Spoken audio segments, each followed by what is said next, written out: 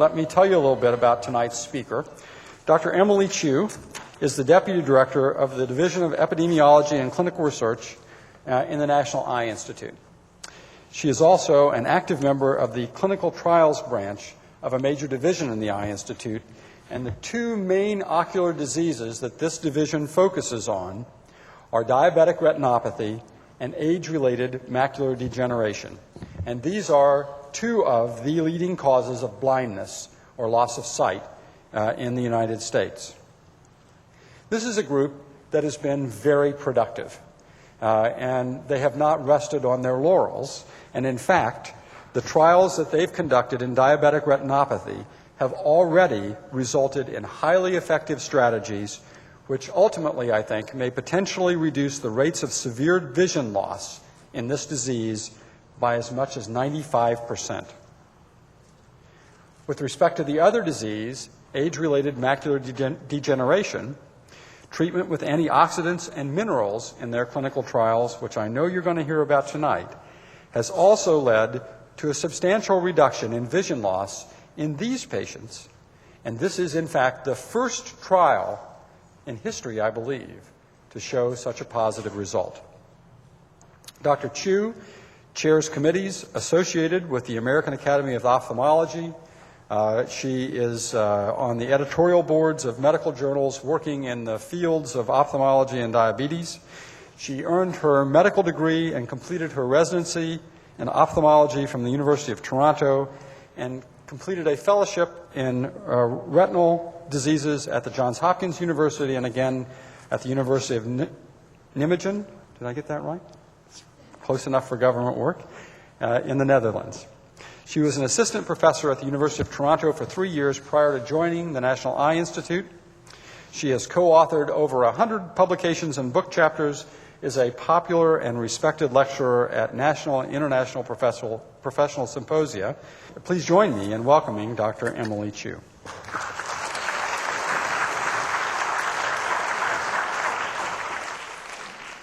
Thank you, Dr. Henderson, for that very warm welcome. Welcome to all of you. It's a great honor and pleasure for me to represent the National Eye Institute. We've really done a number of clinical trials, Dr. Henderson said, in some major public health disease here. And today I'm going to focus mostly on nutritional therapies for age-related eye diseases. As you know, vitamins has become a very important aspect of our everyday life. You see it in advertisements, you see it in the grocery stores, you see it in a lot of health food stores. And is there a lot of data to support this? No, there isn't, unfortunately, but it has gained a wide acceptance of use. In the eye field, we know that vitamin A deficiency actually leads to night blindness. That's reversible. If you give the vitamin A, that actually reverses and the patient gets better. Another condition called retinitis pigmentosa, or RP for short, is a condition in which night blindness is associated and is not reversible. In this case, vitamin A has been tested in a small clinical trial and found to be effective. So are there other uses for vitamins? Well, let's go down this road and talk about really the four major leading causes of vision loss in the United States. These include age-related macular degeneration, or AMD for short, age-related cataract, which is reversible, diabetic retinopathy, and glaucoma. And tonight I'm going to focus on really only two conditions, and that's age-related cataract and age-related macular degeneration. Now, just to give you a short anatomy course, 101 in eye histopathology here. As you can see from this slide, there is a structure called the cornea, which is like the watch crystal. That's where you put your contact lens on, and that's where the LASIK has been done. And in real health, it should be nice and clear. The next structure you encounter is the iris. That's what gives us the color to our eyes, the blue and the brown and the hazel, etc. And behind the iris is a clear structure called the lens. The lens should be like a piece of clear glass in real life, and that becomes a cataract as we age. The other important structure in the eye you should know about is called the retina. You know the eyeball has this white outer ring called the sclera, and lining this is a nervous tissue. It's an extension of the brain. This is really central nervous tissue coming from the nerve here and it wraps right around and actually lines the eyeball. And it's like the film in the camera. That's what takes the picture, and that's what you see with. The light images onto the retina. It's collected by a number of neurological connections that then connect up to the nerve that goes to the brain, where we actually see with our brain.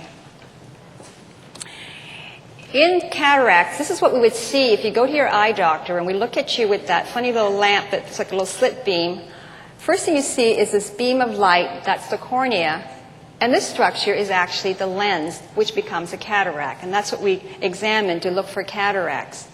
We also put eye drops in and make the pupil nice and large and see where cataracts may be. Here, the lens should be clear like this. When you see these sort of structures, that means it's a cataract forming. In this particular case, the patient has very little symptoms. It's not terribly symptomatic, but they're clearly evident there. This is what we see as the ophthalmologist looking into your eyes, the retina. The retina here, you can see this white spot. That's the optic nerve that connects the eyeball to the brain. And these blood vessels you see are normal retinal vessels that nourish the retina. The very center part of the eye, as you see labeled as macula, is where our fine vision comes from. That's where 20/20 vision is. That's what we use to drive with, to see faces with, to recognize people, to sew with. So the 20/20 vision comes from the macula, and hence the name age-related macular degeneration. Well, what are the risk factors that are associated with these two common eye conditions that we're speaking of tonight? Well, there's one risk factor which we really cannot modify, and that's age. As we increase in age, there is a higher risk of developing these conditions. Macular degeneration is certainly a very important public health disease because of the fact that the 65 and above population is probably the fastest growing segment in our population. It's estimated in the next couple of decades that the number of patients that are affected with macular degeneration may even double. So that's a huge number of people who are affected. In many studies, but not all studies, elevated cholesterol levels have been found to be associated with mostly with macular degeneration. Smoking is a risk factor that's been associated with both cataracts and macular degeneration. So smoking is just not good for you, no matter what. So in the eyes, there may be increased risk of cataract and also increased risk of macular degeneration. Well, what causes these two conditions? We really don't know. Aside from the fact that this increases with age, there are theories that perhaps oxidative stress may play a role. Well, what is oxidative stress? This can occur during normal metabolism. Normal living cells can have, just to a normal process, can have what we call oxidative stress. This is the production of particles that may be damaging to the normal tissues that are found in the body. And perhaps treatment with things that counteract it may be very effective. And these counteractive type of things are antioxidant vitamins and perhaps minerals that may be very important in quenching these products that may be very damaging. And some of these include vitamin C, vitamin E, carotenoids. There are a host of other things which I'm not going to talk about today. Now, from the data that we have looking at animal models, it's quite evident that animal models that are fed diets that are deficient in certain nutrients, they develop retinal degeneration. And in certain petri dishes of certain cell cultures, we know that nutrients are very important. Then we look at the human data, and there are really two different types of human data that we need to look at. And one's called observational. Observational means that you observe what's going on. In other words, you have a group of patients that have the disease. You may compare it to people who don't have it. And that's just observing what happens. And those type of studies are important for us to get clues into what may be important for the condition in terms of treatment or risk factors, but they are by no means ways of telling us that it causes the disease. So those sort of studies cannot prove to you that it causes the condition. Controlled clinical trials, on the other hand, is really the gold standards for testing any sort of treatment. We know that by doing so, our usual studies in which we have placebo or we compare it to a standard treatment, we can see whether that treatment is useful or not for either treating the patient, either with a device or surgery or medicine. That would be very important. And that's really what we call the gold standards. So results that come from controlled clinical trials really give you a lot more weight in terms of deciding whether that product or that procedure is important for the actual disease. Now, we know that cataract surgery is highly successful. I think many of you either had it yourself or know someone who's had it, or grandma and grandpa may have had the surgery, but the expense to our healthcare system is enormous. AMD, or age-related macular degeneration, lack a number of successful treatments for majority of the cases, and especially for the so-called dry type or so atrophic type. The wet form of macular degeneration are the ones you often hear about and see in the newspaper where they have some miracle drug that may be good for it. So we have a lot to still accomplish because these are two very common conditions affecting a big portion of our population. I will now talk about some of the cataract and nutrition studies that have led us to do a clinical trial on cataract. And the observational data, as I said, are ones in which you identify patients with the disease and then comparing those without. And often we did not find consistent associations, so we really don't have a good feel, although there are certain vitamins that come up in one study, perhaps not in another. So there are a few randomized trials that have gone on, and they have been conducted in all parts of the world. The Cancer Institute and the National Institutes of Health has supported a study in Linshan, China, one in Finland. The Australians themselves have sponsored a study, and NIH has sponsored a study in America called Physicians' Health Study, which I will just briefly describe to you. Linshan study was a NIH-sponsored study of esophageal cancer, which is very common in China. This is a central part of China in which green leafy vegetables are not as common. The population tended to eat very much yellow pickles or vegetables. They're a nutritionally deprived population, and there was a very high incidence of esophageal cancer. Patients, or the population, was actually enrolled in a study in which they were given 5 to 6 years of multivitamins, and we found that looking at the cataract status at the end of the study, that there was a beneficial effect of giving multivitamin and mineral, especially riboflavin and niacin, for this group of patients. But this group of patients is really unlike our population in America. This is a very deprived, nutritionally deprived population. Another study is the one conducted in Finland, in which there were thousands of patients involved. Patients enrolled were male who had very long history of heavy smokers who were at very high risk of developing lung cancer. And patients were given beta-carotene as well as vitamin E for the treatment of lung cancer. We found no treatment effect for preventing cataracts in that study. In addition, there was no prevention for lung cancer. In fact, it was one of the first studies to point out that it may increase the risk of lung cancer in patients who were given vitamin or beta-carotene. Another study was conducted in Australia, looked at the effects of giving patients vitamin E for 4 years.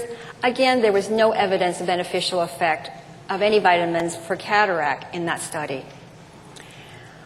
The Physicians' Health Study has been ongoing for a number of years. Again, NIH supported. We looked at both macular degeneration and cataract. After 12 years of beta-carotene, there was no beneficial effect on either one of these two disorders. So let's now turn our attention to macular degeneration and look at some of the data that exists and that suggests that perhaps vitamins may be important. Again, we have the observational data in which we're not specifically looking at one factor, but looking at patients with disease and without disease and comparing them to see what is different about these patients. Again, we found a number of studies were inconsistent. However, I'd like to just point out a few studies that were of particular interest. There's the National Health and Nutritional Examination Survey, which looked at the consumption of fruits and vegetables in this group of patients. They found that people who had higher consumption of both fruits and vegetables that are rich in vitamin A and C had a lower risk of macular degeneration. And in fact, the reduction was by as much as 41%. So that's very interesting. But again, we can't say that's the cause because of the nature of the study. The eye disease case control study, which was conducted again by National Eye Institute, was a study on looking at patients with wet form macular degeneration and comparing the patients without macular degeneration. We measured their blood levels of some of the carotenoids and other vitamins, and we found that patients who had the highest levels of carotenoids had the lowest risk of macular degeneration, and it was lower by as much as 70%. And patients in the moderate level of carotenoids had a 50% reduction of having macular degeneration. So again, just to warn you, these are just observational data that suggests that vitamins may be important, but did not conclusively tell us that this is very important. We looked at the same data set and looked at the patients who we drew the blood on. We did a dietary questionnaire to see what sort of food did they eat. Was there any differences in that? And again, we found that people who had a higher dietary intake of carotenoids had reduced the risk of macular degeneration, again, by about 43% or more. When you look at the actual food substance, most of it was in a type of carotenoid called lutein and zeaxanthine. And the vegetables that contained mostly the lutein and zeaxanthine were those of spinach, collard greens. And it's very interesting, in fact, that we were able to look at the frequency at which patients ingested these particular leafy green vegetables. Now, if you can imagine eating spinach 6 times a week, that's what some of our participants actually did. Those patients actually had the least risk of macular degeneration. So there was what we call a dose range. The more you ate, the less likely you were to have macular degeneration. Well, that's, again, very interesting and very suggestive, but not conclusive. Well, what's important about lutein? Well, I work for my boss, Rick Ferris, who still says that, now, if God intended you to have lutein, she would have put it right in your macula. And that's what she did.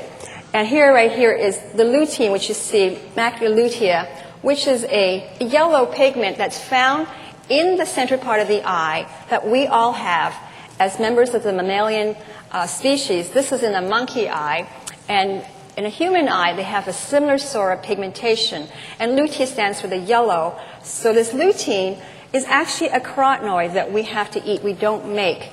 And here's just another pretty picture showing this lutein shows up very well with the blue light on this, and not so much with the green. Now, lutein is a member of the antioxidant vitamin, member of the carotenoids. There's about 600 of them that occur in nature. And it's one of 14 that we actually see in the blood plasma. And it's usually associated with another vitamin called zeaxanthine. It's very hard to separate the two. So often it's lutein plus zeaxanthine that come together.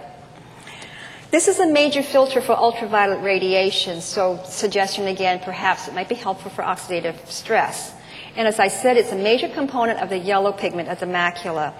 And in plants, it's very interesting. If they're deficient in lutein, they actually get scorched. It acts like a sunscreen for plants. So this story is interesting.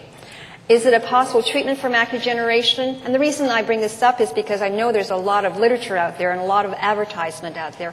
But this story is not in. We don't know what lutein will bring. Certainly it's suggestive, but we don't have any data. It needs to be tested in a controlled clinical trial. And then that may occur in the near future. And certainly, as I said, the evidence is definitely not available for the beneficial effects. Again, it's observational data. And so it's important to really consider where these sources come from, the results come from. Patients who are in these case control studies may have individual self-selection of vitamins that may be associated with other factors that we don't know about, and these are called confounders. For example, there are people who may take a lot more vitamins who are of higher socioeconomic status. Maybe they're more compliant with their hypertension treatment, for example, so they take better care of themselves. So those sort of data are difficult for us to really conclude definitively any sort of treatment answers from. So it's important to do a clinical trial. So we actually mounted a controlled clinical trial in which I think many of you may have read about in the Washington Post and in various health magazines. It's called the Age-Related Eye Disease Study. This started in 1992, and as you know, macular degeneration and cataract is really a chronic condition, so it takes a long time for some of these studies to come to fruition. So the ARIDS, or age-related eye disease study, was started with the intention to look at the natural history of two conditions, macular degeneration and cataract. But in addition, we were very interested in the nutritional aspect of this. And patients were then randomly assigned. This was a controlled clinical trial. Controlled in the sense patients were given placebo, antioxidants and zinc, or zinc alone. Antioxidants C, E, beta-carotene was what was used. So we gave daily oral doses of vitamin C, that was half a gram or 500 milligrams, vitamin E, 400 international units, beta-carotene, 50 milligrams. And all this information is in your packet that we've handed out to you. In addition, we also were interested in zinc. Zinc was particularly interesting because there was a small randomized trial that had already been conducted in the late 80s in a small number of patients in Utah. It was found to be significantly important in reducing a minor vision decrease in these patients. And based on that very small study, there was a large number of patients who were already going on zinc with very little evidence that zinc was beneficial. And zinc at these high doses can cause some significant problems to the health. It can cause copper-deficient anemia, and that's the reason why copper was given in addition to the zinc. So the study was conducted in 57 participants who were then equally randomized to either placebo, antioxidants, that's all the vitamins, zinc alone with copper, of course, or the combination of the antioxidant and zinc together. So that was our design of our study. We had 4 arms of study where patients were then randomized to these 4 different groups. We followed them for an average of more than 6 years, and we were very interested in whether the antioxidants or the minerals were able to slow the progression of lens opacity. As you can see from this slide here, that this is a patient with very little opacity in the cataract. On the left here, on the right, there is progression during the course of the study. So we're interested in whether it would prevent that progression. We also were interested, of course, in preventing macular degeneration. We had 4 groups of patients who were entered into our study. There are patients we thought had no risk for macular degeneration, and we can identify that by looking into their retinas. We dilate their eyes and look in the retina, and here's such a patient who has no risk for macular degeneration. We can say that because there's a lack of what we call drusen, or yellow spots, which are difficult to see, I think, from where you are. This patient has an early risk for macular degeneration, and perhaps the next slide will show you a little bit better. You can see this little yellow spot probably from the back of the room. That's what we call a drusen. We naturally all develop some drusen over the period of our life, but as time goes on, and with aging and with macular degeneration, there is a greater number, larger size of drusen. And that's how we identify patients who are at risk for macular degeneration. And again, this can only be done by a dilated eye exam by an eye care provider. So we have patients with no drusen, people with low drusen or early macular degeneration risk, or intermediate macular degeneration risk, which means that they have larger drusen, a larger area of drusen. We also entered patients who had macular degeneration in one eye, with a good steady eye in the other eye who had no macular degeneration. And these are the 2 forms of macular degeneration that we generally see. The more common one for patients who have lost vision is the wet form, which can cause devastating vision loss. You can see by the hemorrhage and the fluid, what happens is the new blood vessels grow underneath the retina and cause, the first symptoms would be just distortion. You would not see straight lines straight. They would have some bent to it. The dry form is a slow withering away of the normal sort of seeing parts of the eye, the cells that are responsible for vision slowly deteriorate, and this takes some time to happen. And sometimes this is a very slow process. And this is called geographic atrophy, or dry form of macular degeneration.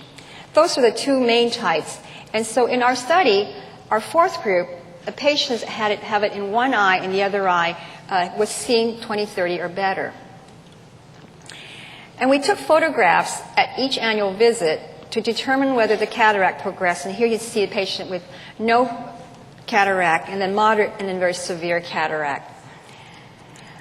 And we also looked at it with another lighting. By bouncing the light back, we can tell this type of cataract is now being determined. And interestingly, based on these photographs, and we looked at patients who were given the antioxidants versus no antioxidants, there was almost an exact response. In other words, there was no beneficial effect.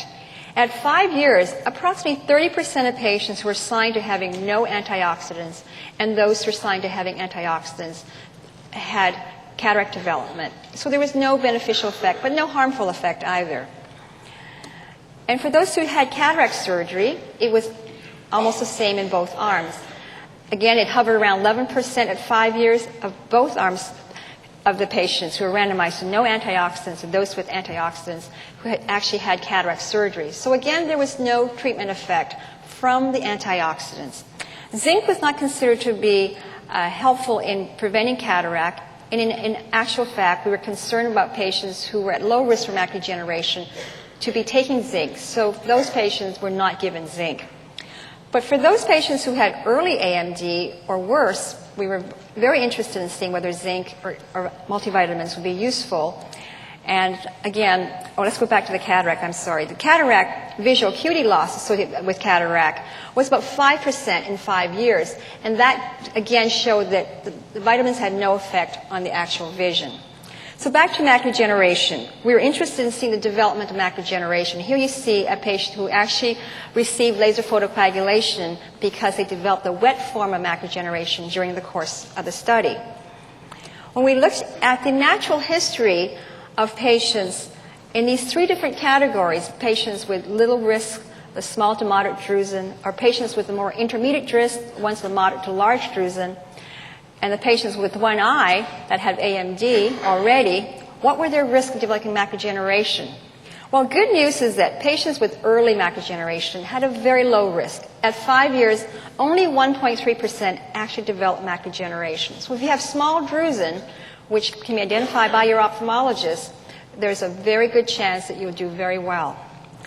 Patients who have the more intermediate risk, the larger drusen, intermediate sized drusen, and a larger drusen, and a larger area of drusen, there was an 18% chance of having macular degeneration in 5 years. And if you've already have macular degeneration in one eye, the risk was the highest. At 5 years, 43% of those participants actually developed macular degeneration.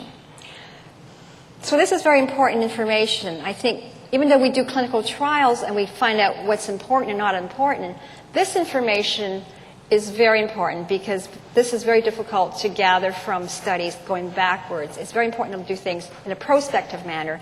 And these are data that we can use to plan future studies and to plan health policies, etc.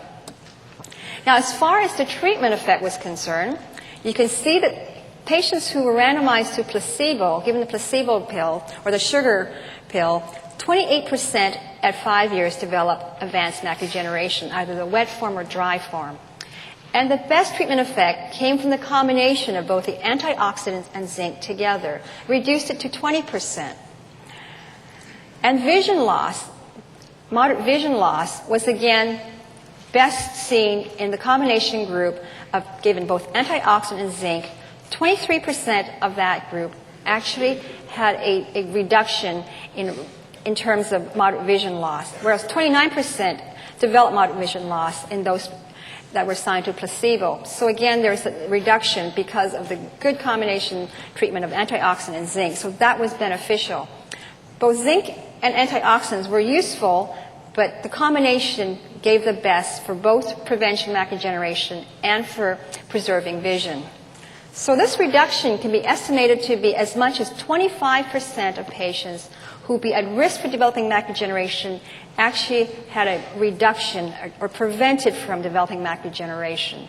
So this is for the first time that we actually have a vitamin trial that produced beneficial effects for a very significant health problem. And this is the first time macular degeneration has had a treatment that can actually prevent the development. So this is a very significant and very, very important finding. Are there any downsides to taking these vitamins? Of course, there's no free ride. I've already alluded to some of the concerns. If you are a smoker, you would be concerned about taking the beta-carotene that's in this combination. I've already spoke about the ATBC trial, which is the Cancer Institute sponsored trial in Finland, in which The smokers were randomized to vitamin E and beta-carotene. The CARROT study is an American study that released its information 2 years later following the heels of the other study, which replicated much of the findings. The CARROT study was conducted in America in patients who were at high risk for developing lung cancer, patients who were smokers, patients who were asbestos workers. Exposure to asbestos, as you know, increases their risk of lung cancer. Again, this trial found that patients who were taking the beta-carotene increased their risk of having lung cancer and increased mortality. So these two studies really point to a real problem with beta-carotene in terms of chemoprevention for cancer. So especially for patients who are smokers, we would advise that you are smokers to avoid taking beta-carotene if you're going to take it for macular degeneration. Well, are there other side effects? We know that beta-carotene increases the yellowing of the skin, and that really doesn't have any health consequences other than being a little more tan. And zinc increases the hospitalization for genital urinary problems. That really means people like men who have prostate problems, and most we saw it in men who had prostate problems. They were hyperplastic or enlargement of the prostate due to zinc. And one of the concerns we had was that zinc may decrease your good cholesterol or increase your bad cholesterol. That has been reported in the previous literature. In our study of these patients, we found no effect on cholesterol. So zinc, by and large, was really quite safe, except for the few genital urinary problems, which could be taken care of. And of course, the beta-carotene is a concern with the lung cancer. So this combination, in this period of time, over 6 years, proved to be fairly innocuous. However, we're going to still follow these patients for another 5 years for the long-term follow-up for some of these effects and to see whether there are other side effects we need to look at. Now, what does that mean? Should everybody run out now and get this material and go and buy it and have it? Well, the answer is definitely no. Please don't do that. I think it's important that we emphasize the healthcare recommendations from the American Academy of Ophthalmology, which suggests that persons over age 65 should have a yearly dilated eye exam to screen for various diseases, cataract, glaucoma, and certainly macular degeneration. If you're at even the low risk end, people with little drusen, as you can see, in 5 years, really only 1% of patients develop macular degeneration. There is no need for patients to go out and take this medication or this supplement because it is not really important for that group to do so. Now, in terms of the patients who may be at risk, who have family history, it's important for you to go and have an eye exam and determine whether you're at risk before you take this potion. Now, how important is this study? Well, it's been estimated that about 55 million persons over the age of 55 in the U.S. today may be at risk for macular degeneration, 8 million persons at high risk for macular degeneration. These are the patients that we think have the intermediate risk who needs to be on this combination of vitamins and zinc. And if we were to have everyone, these 8 million, to take this over the next 5 years, what would be the health impact on this? Well, approximately 300,000 people will be prevented from having macular degeneration. They'll have dodged a bullet and never know they would have had to develop macular degeneration. So this is a pretty significant finding, and this is very important for people who are now in their 60s and 70s who are enjoying the golden years of their lives and should be having their independence and enjoying life. If we can help in this way, this is very important.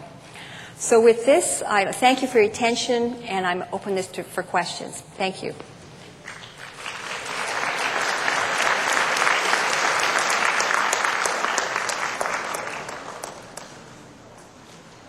Is there any indication that zinc, high levels of zinc, will preserve the peripheral vision of people with wet macular degeneration? Is there any merit in taking zinc for preserving peripheral vision for people who already have macular degeneration. Is that what your question is, sir? They have wet macular degeneration, Right. and they only have the peripheral vision Right. that they're left with. Will high levels of zinc preserve Right. that peripheral vision? That's a very tough question. That was not exactly the group that we tested, although when we, in our study group, patients who had macular degeneration and was given zinc, they're the ones who are less likely to lose vision than those who were not given zinc. So there may be some merit to it, but certainly we can't confirm that. But if you have it in one eye, which was our study population, we certainly think it's prudent for you to take it to try and preserve vision on the other eye. Thank you. Yes, sir. I don't recall hearing anything, Dr. Chu, about the relationship with blood pressure. Is there anything with high blood pressure? I mean, it almost seems intuitive with strokes and high blood pressure that the wet AMD might be related. That's a very good question. The question is whether hypertension is related to macular degeneration. There are a number of risk factor studies which look at some of these systemic risk factors, such as hypertension, cardiovascular disease, cholesterol. A number of them have shown an association that it does increase the risk of macular degeneration, and some studies don't, so it comes and goes. But it does make sense to think that this may be a systemic problem as well. So hypertension, we know, particularly in one study, which is called a macular photocoagulation study, in which looked at macular degeneration and the treatment with laser, and they found that there was a treatment effect in those with hypertension. So there is probably some interplay there that we don't fully understand, but it is quite conceivable that this is a very important aspect. Thank you. Yes, ma'am. The 100% of zinc is supposed to be 15 milligrams, and you're recommending 80 milligrams Right. in your formula. Is that the top, or is there any danger in having more than 80 milligrams? Well, that's certainly a concern that nutritionists had. Before we started our study, we had a couple of nutritional workshops where we involved our nationally known nutritionists to come and give us advice as to what to do with this. And, of course, there were some major concerns about such high doses of zinc. But we felt we had to do that because the study that was conducted that showed a beneficial effect used 80 milligrams, and that was the rationale for choosing that dose. Will it work at a lower dose? We don't know. We tested only at that. But as you can see, after 6 years, we really had very little of the known side effects with zinc that we were concerned about. We were not able to show any of the detrimental effects that were seen in the previous literature. And this study probably has more what we call power because we have enough patients to see whether that would have any detrimental effects. So I think that yes, you're right, it's a high dose, but the beneficial effects may far outweigh some of the side effects such as the prostate hypertrophy and that sort of thing. So 80 milligrams is really the top, though, that you Right. recommend. That's what we recommended because that's what we tested. Thank you. You're welcome. Yes, sir. I'm being treated now since August for a cataract operation, and it seems to be prolonging with drops 4 times a day for up to 5-6 weeks. And I was just wondering how long a cataract operation will settle. Well, your question, sir, relates to your cataract surgery that occurred in August, and sounds like you're getting eye drops now. Is your vision still poor? Has your vision improved? I say yes and no. It's blurry in a way, like you say, with the dark spot on one eye, which is deteriorated. Well, obviously, it's very hard for me to know without examining you, but there are a couple of, possibilities. After macular degeneration, there could be a swelling of the macula, so-called macular edema, that occurs. It occurs probably in many patients, but it is not clinically important. In some patients, it becomes worse and the vision can fluctuate. And the treatment is with eye drops to decrease the inflammation. That may be part of it. But without examining you, it's very hard for me to know. It's possible you may have some other condition going on, but it's best for you to go back to your doctor and discuss this and find out what exactly he or she thinks is the root of the problem. Yes, I have an appointment next week. Good Thank luck. Good luck. Yes, ma'am. In a very severe case of macular degeneration where one eye has lost vision and the other has only some peripheral vision, is it beneficial to have some more of these antioxidants and lutein in particular, say like in Ocuvite? Or can it cause harm in taking too many of these? You're talking about, a patient in which there's severe damage to one That's eye. right. And the other eye has some peripheral vision. So in other words, both eyes are already affected with Very much so, degeneration. yes. Right. So this is similar to the gentleman who said, if you have macular degeneration already, will it help preserve your side vision? We really didn't test that in our study.